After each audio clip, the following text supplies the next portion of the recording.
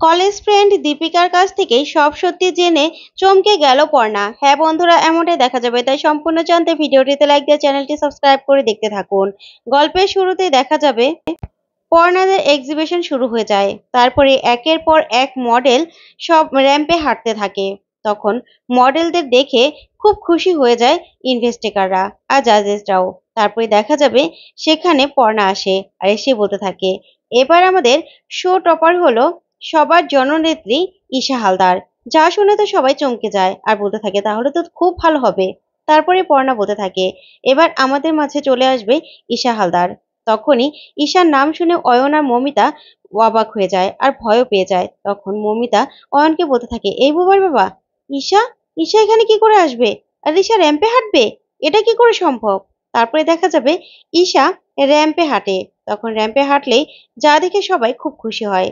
তারপরেই সৃজনকে ও জেঠু আর সৃজনের বাবা বলতে থাকে, এই সৃজন, তোর বউ তো একটা বাঘের বাচ্চা রে। ঈশাকে একদম দিয়েছে ভালো করে জব্দ করে। একদম ঠিক হয়েছে, একদম উচিত শিক্ষা হয়েছে। তারপরে সৃজন বলতে থাকে, দেখতে থাকো জেঠু, আরো কি কি হয়। তারপরে র্যাম্পে হাঁটার পরেই পর্ণা আর ঈশা একসাথে আসে। তারপরে দেখা যাবে পর্ণা ঈশাকে বলতে থাকে, নাও এবার বলো। তখন ঈশা সবার সামনে মাইক নিয়ে বলতে থাকে, দামে কম কোয়ালিটি হাই, পুজোতে পর্ণার শাড়ি চাই। তখন এই কথা শুনেতে সবাই খুশি হয়ে যায়। তখন পর্ণা চুপি চুপি বলতে থাকে, এবার সবাইকে নিয়ে বলো, ভালো করে বলো। তখন ঈশা বলে, আচ্ছা সবাই আমরা একসাথে একটিবার বলি যে দামে কম কোয়ালিটি হাই, পুজোতে পর্ণা শাড়ি চাই। তখন ঈশার সাথে সাথে সবাই বলে। তারপরে দেখা যাবে পর্ণা ঈশাকে বলতে থাকে, এবার যা যা বলার কথা বলো। তারপরে ঈশা বলতে থাকে, এবার পুজোতে কিন্তু আমি ঈশা হালদার, আমরাও কিন্তু পর্ণার শাড়ি দিয়েই পুজো শুরু করব। আর সবাইকে পর্ণার থেকে শাড়ি নিয়ে গিফট করব। তাই আমিও চাই আপনারাও পর্ণার থেকে শাড়ি নিন। আর আমি, আমার লোকেরা অনেকজনই পর্ণার থেকে শাড়ি নেওয়ার জন্য অ্যাডভান্স করেছে। আর সেই 10 লক্ষ টাকার চেক আজকে আমি পর্ণার হাতে তুলে দেব। তখনই ঈশা 10 লক্ষ টাকার চেক পর্ণার হাতে তুলে দেয়, যা দেখে সবাই খুশি হয়ে যায়। তারপরেই ঈশাকে জব্দ করে পর্ণা সবার কাছে খুব প্রিয় হয়ে যায় আর ওর এক্সিবিশনও শেষ করে। তখন সব ইনভেস্টিগাররা সবাই চেকে পেমেন্ট করতে থাকে, অ্যাডভান্স করতে থাকে আর সবাই পর্ণার থেকেই শাড়ি নেওয়ার কন্ট্যাক্ট দেয়। তখন পর্ণা খুব খুশি হয়। ওইদিকে মৌমিতা ঈশাকে বলতে থাকে, এই ঈশা, এটা কি করে সম্ভব হলো? পর্ণার এক্সিবিশন তো সাকসেসফুল হয়ে গেল, এটা তুমি কি করলে? তখনই ঈশা চোখ রাঙিয়ে অয়ন আর মমিতার দিকে তাকায়। তখন ওরা ভয় পেয়ে যায়। তারপর ঈশা চলে যেতে লাগলে পর্ণা বলতে থাকে, দাঁড়াও। তখন ঈশা বলতে থাকে, তুই কাজটা একদম ঠিক করলি না পর্ণা। তখন পর্ণা বলতে থাকে, কাজটা ঠিক করলাম না মানে? যেমন কুকুর তেমন মুগুর। তুমি চেয়েছিলে শাড়ি চুরি করে নিয়ে তারপর আমার এক্সিবিশন ভেস্তে দিবে, তাই না?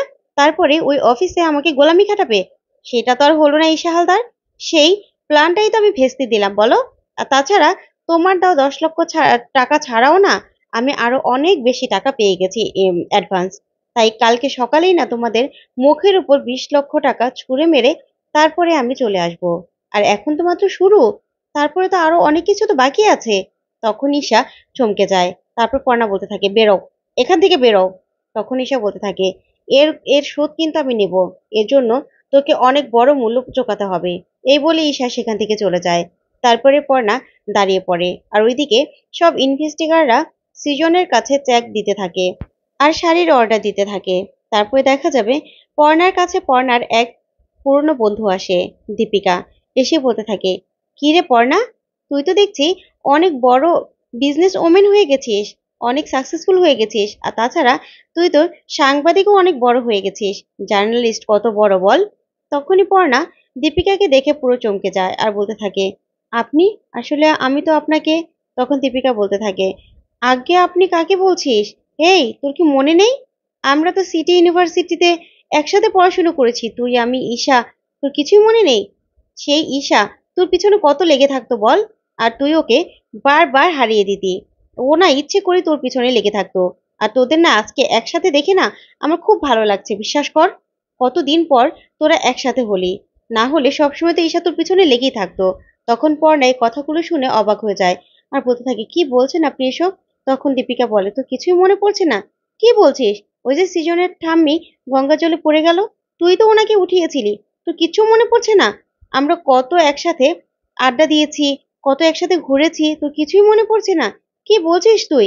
তখন পর্ণা এই কথাগুলো শুনে পুরো চমকে যায় আর বলতে থাকে, আসলে সত্যি আমার না কিছুই মনে পড়ছে না। তখন দীপিকা বলতে থাকে, কি বলছিস? তুই, আমি, ঈশা 15-16 ব্যাচ, তোর মনে নেই? নাকি তুই মনে করতে চাইছিস না? নাকি উপরে উঠে গেছিস বলেই তুই আমাকে চিনতে পারছিস না? কি বলছিস তুই?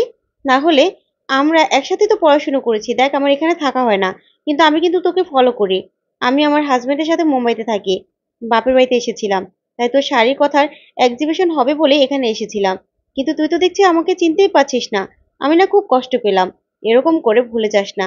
একটু আমাদেরও মনে রাখিস। মানুষ উপরে উঠলে এরকম করে অহংকার করা উচিত না, পর্ণা।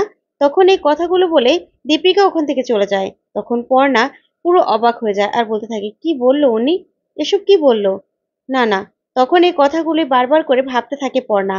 ওইদিকে সৃজন, জেঠু, সৃজনের বাবা সবাই খুব খুশি। অনেক শাড়ি বিক্রি হয়েছে। তারপরেই সৃজন বলতে থাকে, এখানে অনেক টাকা হয়ে গেছে।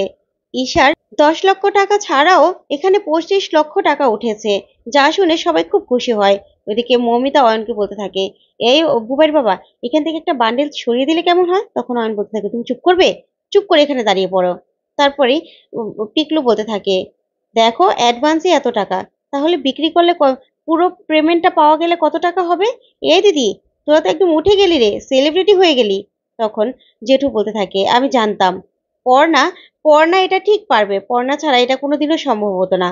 তারপর জেঠু বলতে থাকে, আচ্ছা, আজকে আমরা এভাবে খেয়ে নিই, কালকে সৃজন মাংস নিয়ে আসলে মাংস দিয়ে খাবো। তখন বর্ষা বলতে থাকে, দেখেছো জেঠু আবার কি প্রমো করছে? ওইদিকে পর্ণার কাছে সৃজন যায় আর গিয়ে বলতে থাকে, এই পর্ণা, দেখো কত টাকা পেয়েছি আমরা। কিন্তু পর্ণা কোনো কথাই বলে না। সেখান থেকে সোজা হেঁটে চলে যায়। তখন কৃষ্ণা বলতে থাকে, দেখেছো মেয়ের দেমাক? আমার বাবুটা কত খুশি হয়ে ভালোভাবে কথা বলল, কিন্তু মেয়েটা কোনো উত্তরই দিল না, সোজা হেঁটে চলে গেল। তখন বর্ষা বলতে থাকে, মা তুমি চুপ করবে? তারপর জেঠু বলতে থাকে যে, শোনো মেজো বউ, তোমার না বড় বড় দুটো চোখ আছে, চোখ দিয়ে দেখতে পেলে না? মেয়েটা কত খাটাখাটনি করলো এই 3 দিন। ও না থাকলে এত কিছু সম্ভব হতো?